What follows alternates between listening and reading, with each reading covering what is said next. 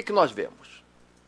Primeiro, antes da gente xingar o ministro de hoje, de ontem e de anteontem, nós temos que xingar os nossos antepassados. Vamos ver uma estatística simples, mas muito potente. Em 1500 e pouco foi inventada a imprensa. Nesse momento, 30% dos europeus sabiam ler, antes dos livros circularem. Esse número foi atingido pelo Brasil mais ou menos em 1930.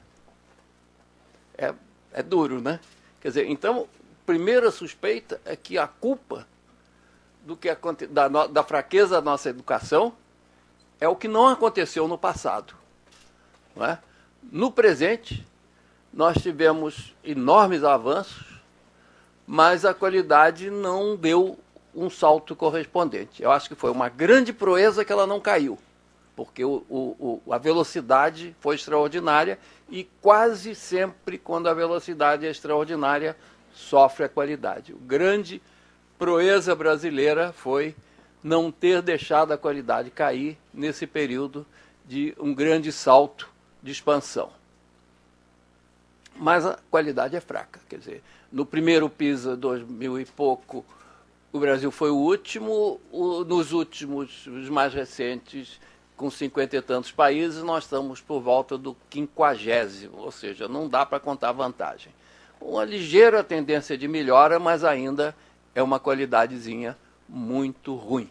Herança histórica, muito mais do que culpa de quem está se esperneando e tentando fazer coisas hoje em dia. Tudo bem. Mas ilhas de excelência a serem registradas, sem isso a gente não poderia ter o avanço que teve. O Brasil teve um crescimento extraordinário no último século. Até 1980 era um século em que o Brasil foi o crescimento econômico mais rápido do mundo. Então, alguma coisa a gente fez. E o milagre brasileiro, na minha opinião, é ter conseguido fazer tanto com uma educação tão ruinzinha. Seguimos. Onde é que estão os pontos mais vulneráveis?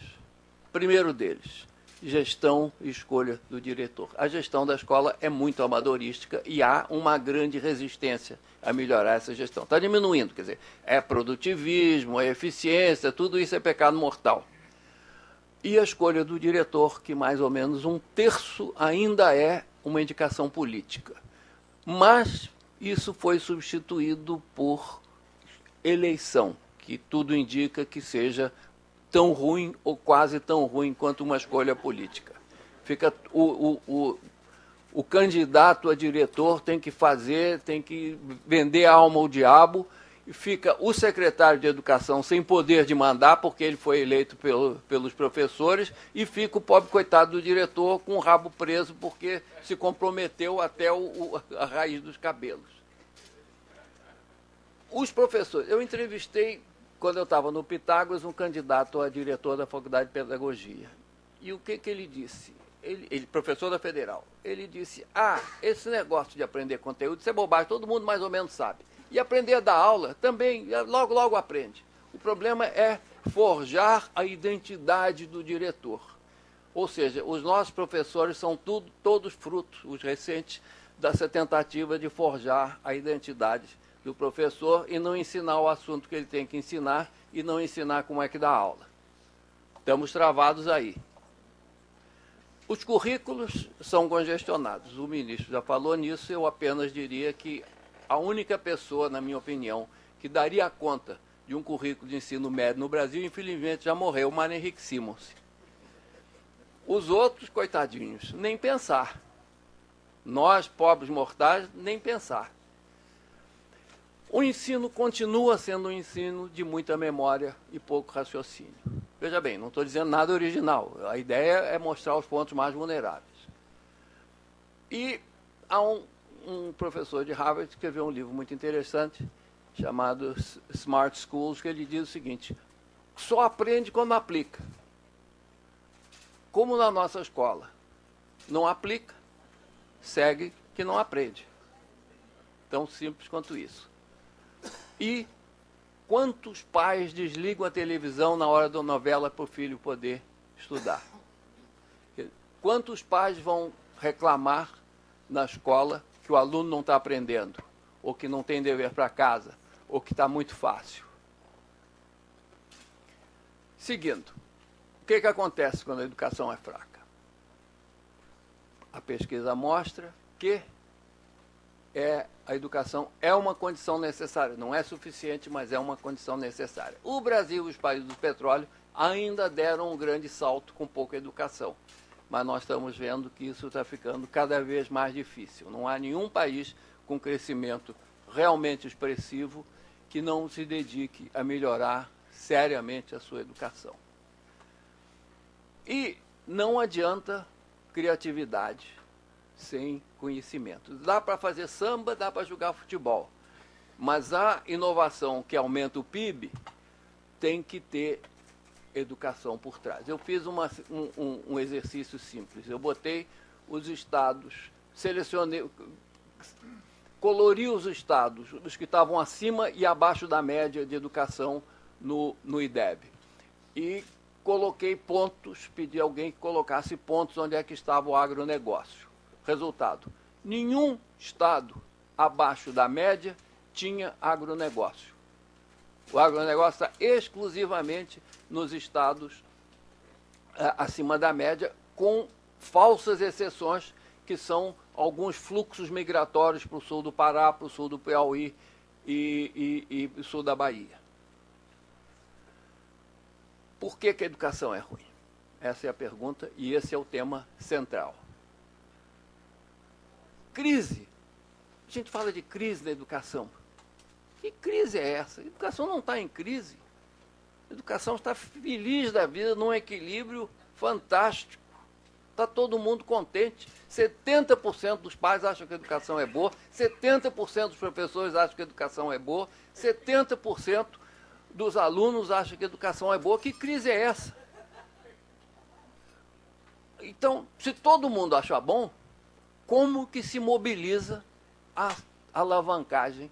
Como que se cria o mal-estar necessário para fazer as maldades que precisa fazer para melhorar a educação? Porque, veja bem, educação hoje, depois tem escola, tem quadro negro, tem isso, tem aquilo, a educação só melhora com maldade. O aluno tem que estudar mais, o professor tem que se preparar, o professor tem que dar dever para casa, tem que corrigir o dever, tem que dizer o que estava errado no dever, o diretor tem que cobrar dos professores. Enfim, só tem maldade na fase depois de implantação de um sistema de ensino. Então, se o povo acha que a educação está boa, não há força política, não há o desequilíbrio para que haja uma crise para impor as maldades. E as empresas? Eu perguntaria ao ministro Mercadante, só um númerozinho. Quantos empresários foram lá no seu gabinete para reclamar que a educação está ruim? Quantos? Eu tenho pouco tempo para eles, mas poucos. Eu tenho muita coisa para fazer, deixa eu ver. Então, na verdade, o que a gente vê no Brasil é algumas empresas com programas muito interessantes que estão fazendo grande diferença, sobretudo programas que entram nas escolas. A gente vê os bons IDEBs costumam estar associados a programas da filantropia empresarial, mas muito pouca alavancagem política, muito pouca advocacy por parte do setor empresarial. Ele se conforma com educação bichada. A mulher dele não se conforma com feijão bichado na venda, mas ele se conforma com a educação bichada. O que se pode fazer? Primeiro, tem que tirar o sistema da zona de conforto. Em segundo lugar, temos que criar crise. Temos que mostrar que o sistema é muito ruim. E eu gosto de citar o Václav Havel, poucos meses depois de tomar posse. Ele foi entrevistado e perguntaram: presidente, como é que é esse negócio de ser presidente? O senhor que era um dramaturgo que tinha que escrever, que tinha que ser original e criativo. Ele disse: meu filho, é uma coisa horrorosa, porque quando eu escrevia, eu tinha que ser original. Agora eu tenho que repetir a mesma coisa de manhã, de tarde, de noite, até o pessoal entender. E, no fundo, a educação é isso. Quer dizer, quem está percebendo a ruindade da educação Tem que repetir, tem que repetir, tem que repetir, tem que bancar o Václav Havel. Agora, vamos entender. Diante desse quadro, o problema não é técnico. O problema é estritamente político. Quer dizer, tem que desequilibrar o sistema para que se criem as forças, para que se crie o desconforto que é necessário. A população está confortável. E, portanto, a solução começa com política e tem que passar pelo marketing social. Quer dizer, como é que nós convencemos o Brasil que ele tem uma educação muito ruim e que tem que brigar, e brigar muito por uma educação melhor, e que isso não vai ser fácil. É isso. Muito obrigado.